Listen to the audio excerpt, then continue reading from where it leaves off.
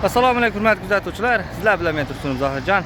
Bugun videomiz mobaynida shlakablok ishlab chiqaruvchilar uchun paddollar haqida bo'ladi. Ko'rib turganimizdek, konteyner pol taxtasidan 45 ga 85 razmerda shlakablok paddollarni kesib beryapmiz.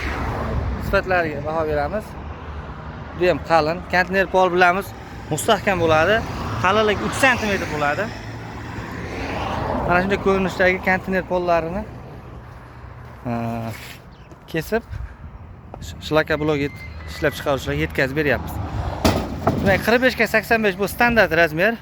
Bir donasini 38 ming so'mdan qilib beryapmiz. Oyog'ini ham shundan qilib beringlar degan uchun oyoqlarni ham bunday holatda kesib beryapmiz. Yoki rekadan qiladiganlar uchun oyog'i bo'lgani yo'q.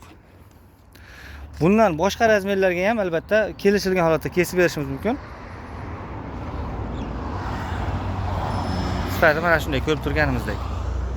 Bu aslida biz uchun konteynerda poli misol uchun 120 ming so'm bo'lsa kvadrati, bu atxotlarning hisobiga 100 mingga ham bormaydi, 80 mingdir. Atak o'tmay qolgan mayda lagaga minmaydigan konteyner pollarini biz mana shlakablok uchun kesib olib, pulni bo'shatishga harakat qilamiz. Hozir ayni shlakablok paddon sezani kimga shlakablok uchun yoki boshqa narsalar uchun nimaga kerak bo'lsa, bemalol aloqaga chiqaverasizlar.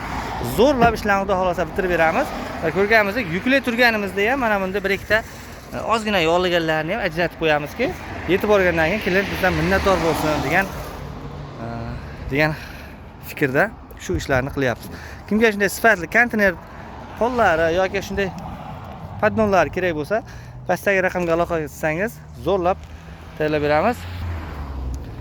Siz bilan men Tursunim Zohirjon bo'ldim. Keyingi videomiz albatta siz uchun bo'ladi. Like va kommentariy kutib qolaman. Rahmat barchaga.